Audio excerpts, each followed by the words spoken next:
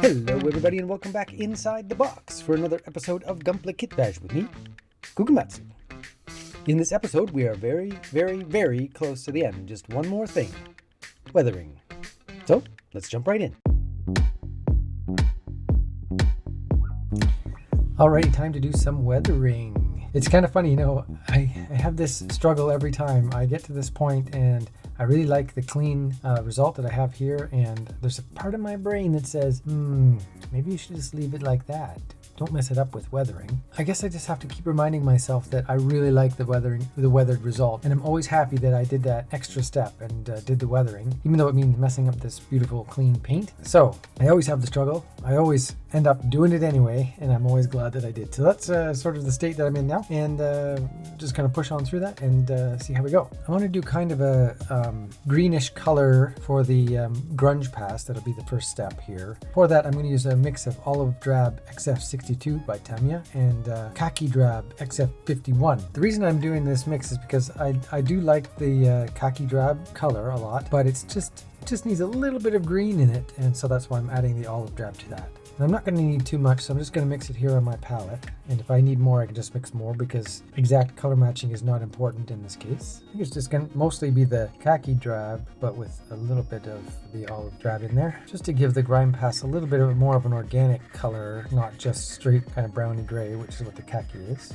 There we go, that's what we're going with. I'm just going to be thinning with regular tap water for this because I don't want to damage the surface of the existing paint, which is definitely a possibility with if I'm using one of the other lacquer thinners. Now this part is always a little risky because I don't know what this color is going to look like on the part, but I'm going to go for it, but I'm going to do it at the back here a little bit just to get a feel for it. So I'm going to mix some water in here, get kind of a nice thin paint going there. I'm just going to do a little section to start right in here where you can't really see it. I almost forgot that I want to do a wet pass first before I add the paint. So I'm just going to get myself a little bit cleaner water here. Use a clean brush and preload the surface with water first. And what that does is it lets the paint flow around it a little bit better.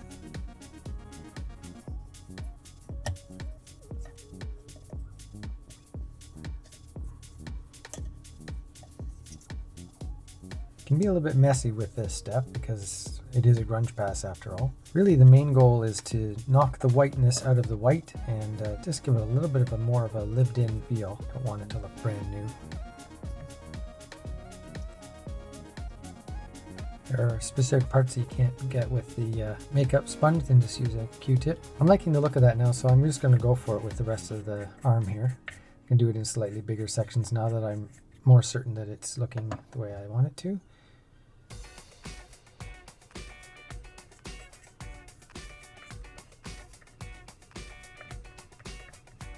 And if I feel like the result is not bold enough or dark enough, then I can just add more of the paint when I'm doing this mix between the water and the paint. Just put a little more paint on there, and a little bit less water, and you'll get a darker result.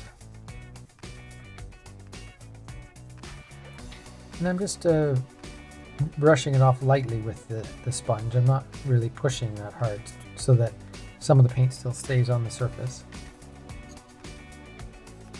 You don't have a lot of time to work on it because the Tamiya paint does dry fairly fast. It's longer than normal just because it's got so much water in it, but can't let it sit for too long before wiping it off.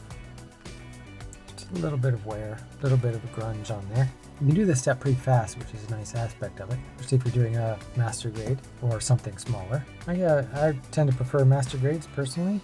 That's just because they're big enough that I can see them and work on them, make changes to them, and they're not so big that they take ages to do, which tends to be the case with perfect grades. I've done, I think, 5 or 6 perfect grades. I was just going for maximum complexity at that time. Actually, that's how I discovered Gundam models, is I was getting back into model making, and I was looking for something that was more complex than the typical stuff that I was doing, whether it was tanks or ships or whatever. Basically looking for things with more parts. I was enjoying the build process of model making and looking for something a bit more in-depth, a bit more complex. And so my first kit actually was a master grade. It was the Freedom 2.0, and then after that I went on to do a bunch of perfect grades. There we go. I got a nice coat of that on everything now. It looks pretty good. Pretty happy with that. The next step is I want to do some hand-painted paint chips. So I'm going to use my 000 brush and the Tamiya XF2 flat white. This is the one without any yellow in it. It's just the straight white. I also have a little bit of tap water here in case I need to thin it as I go so that I can do nice fine painting, but it's actually pretty thin already, so I think it might be okay without the water. Basically what I'm going to do is I'm going to go in and where I think that the suit would have gotten some metal dings, I will just paint that in straight white to start. I don't want to go overboard here because it will create kind of a speckly result if I do too many, and I want to try and keep it somewhat in the right scale, although to be truly in the right scale these things would be absolutely tiny. For me, model making is not always about getting the scale exactly right and doing the details so small. It also has to, whoops, move that water elsewhere. Anyway, as I was saying, to me it's about getting the detail to read and sort of indicate scale without it being maybe 100% correct, because while you will be able to see that detail, you know, if you photograph it really up close and that kind of thing, my ultimate goal is to be able to see this stuff on the shelf, and that means exaggerating these kind of little details a little bit, sacrificing the scale indication for being able to see it. If your end goal is photography of your work, then maybe you want to put in the ultra tiny detail stuff. But if you want to do competitions or something like that, where your stuff is going to be judged in person, then you kind of have to make it look good in that situation. It all depends on what you're trying to do with your work. I guess for me it's a bit of a balance. I do photograph my work. I do show my work in photograph form online, so I do want it to look good in that situation as well. But ultimately it's sitting on my shelf.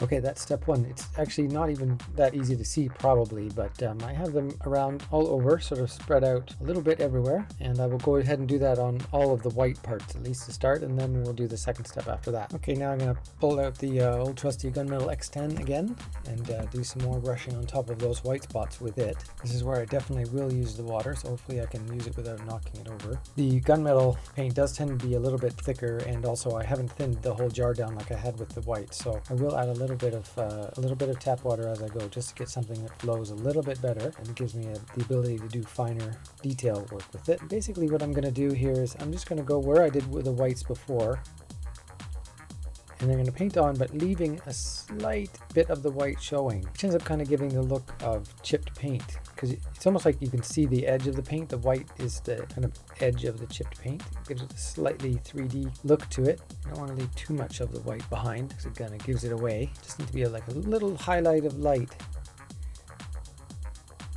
Gives that slightly dinged up look without going overboard. Okay, I like how that is looking, and I'm just basically going to do the exact same thing with the colors. So I'll do the orange X6 for the orange and the XF3 flat yellow for the yellow.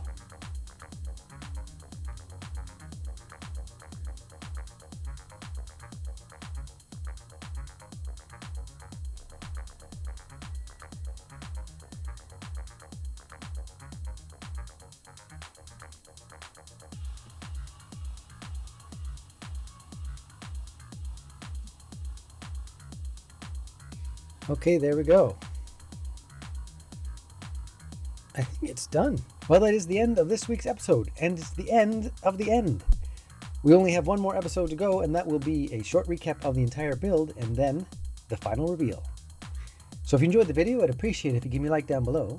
Check out the playlist for previous videos. Subscribe if you want to follow along, and we'll see you in the next one. Bye-bye.